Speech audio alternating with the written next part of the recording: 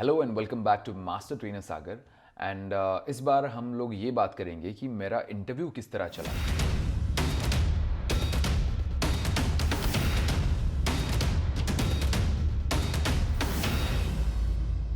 Now मेरे दो interviews हुए। पहला इंटरव्यू था मेरे फिटनेस मैनेजर के साथ, दूसरा इंटरव्यू था मेरे क्लब मैनेजर के साथ। सो फर्स्ट इंटरव्यू चला for about an hour. I was very excited. Number 2 फटके हाथ में आ गई थी, और number 3 there was so much adrenal rush. जितना भी मुझे थोड़ा बहुत जो कुछ याद है उसके हिसाब से पहले तो मुझे basic questions like what is BMR and then squats के बारे में कुछ चीज़ें मुझे पूछी गई in terms of what are the muscles are work during squat, what is the joint action. उसके बाद मुझे ये भी पूछा गया कि the number of muscles are there in the quadriceps, is there any bioarticulate muscle. काफ़ी बेसिक सवाल थे in terms of what is VO2 max and अगर किसी को ये इंजुरी है तो how would you handle. And it wasn't like very complex कि इसका ओरिजिन इंसर्शन क्या है, उसका ओरिजिन इंसर्शन क्या है। पर if I am not wrong मुझे रोटेटर कफ में कितने मसल्स है ये भी शायद पूछा गया था। उसके बाद मुझे मेरे इंटरव्यूअर ने ये मुझे इन्फॉर्मेशन दी कि how things work at fitness first in terms of किस तरह से शेयरिंग पीटी का चलता है, किस तरह से पीटी का I mean how the business works entirely. ये सब चीज़ें मुझे बताएगी उस इंटरव्यू में। आई एम श्योर उन्होंने ये सब इसलिए बताया क्योंकि आई थिंक वो समझ रहे थे कि I M right for this job. ना वो फर्स्ट इंटरव्यू होने के बाद मेरा सेकंड इंटरव्यू हुआ मेरे क्लब मैनेजर के साथ। आपका इंटरव्यू किस तरह से चलता है ये डिपेंड करता है इंटरव्यूअर पर भी। मतलब अगर वो चाहता है तो आपको वो काफ़ी ज़्यादा ग्रिल भी कर सकता है या तो नहीं भी कर सकता है। It all depends on your first impression. और फर्स्ट इंप्रेशन के लिए जैसे मैंने आपको बताया कि make sure that you look professional. Even if you are applying for a PT job, make sure that you are wearing a nice suit and you look presentable. T-shirt पहनकर interview के लिए मत बैठो। Make sure that you are wearing nice professional clothes. All right, I think may be in fact मुझे मेरे interviewer ने इसके ऊपर कॉम्प्लीमेंट भी दिया कि I am handling this entire thing very professionally, I look professional and see at the end it's a kind of respect that you show towards them कि बाबा हम लोग आपके टाइम की वैल्यू करते हैं। और and even if this interview is happening online, we are still making sure that everything we do is on point. ये आपका प्रोफेशनलिज्म दिखाता है and it's very important. I think that's one of the reason that luckily my interviewer was really nice to me. दूसरा मेरा interview था वो था मेरे क्लब मैनेजर के साथ। क्लब मैनेजर ने मुझे वो उसी दिन नहीं हुआ, वो आई थिंक हुआ 2 दिन बाद। मुझे मेरे क्लब मैनेजर ने कहा कि भाई आपका जो भी फिटनेस के रिलेटेड था वो तो आपके फिटनेस मैनेजर ने आपसे पूछ लिया है, पर ये जो इंटरव्यू होता है सेकेंड इंटरव्यू क्लब मैनेजर के साथ, वो इसलिए किया जाता है कि उनको ये भी देखना है कि as a person, as a professional, how are you.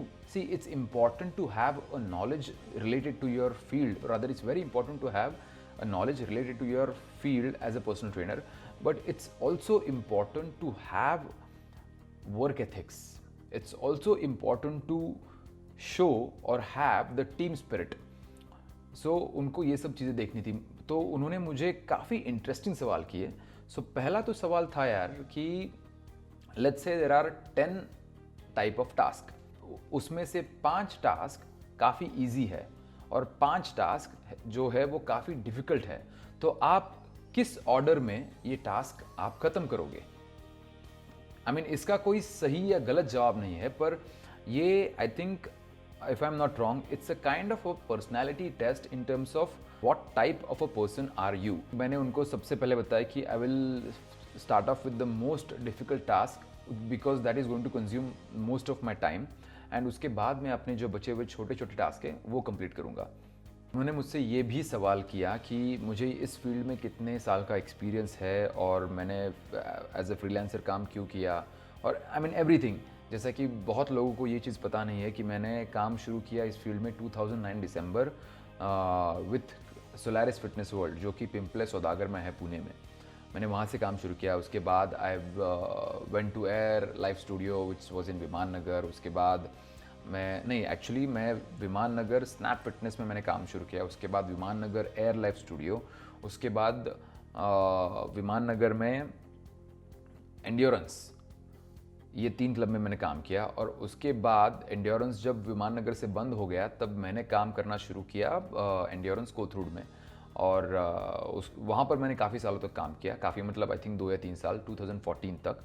And उसके बाद मास्टर ट्रेनर का कोर्स करने के बाद मैंने फ्रीलांसिंग शुरू किया, because by then I was very confident and by then यार 5-6 साल हो गए थे, I had so many PT clients.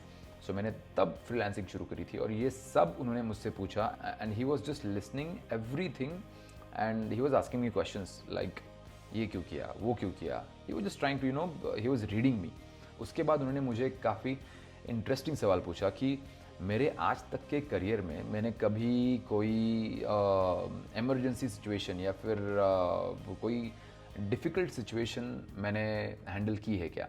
जब ये सवाल आया तब मैंने उनको एग्जांपल दिया कि I used to run this gym in Bavdhan call stronger leaner faster with Praneet and one of my other friend Alak. So he asked me everything and तो मैंने उनको बताया कि बाबा मैंने क्या क्या टाइप के सिचुएशंस हैंडल किए हैं when I was running a gym.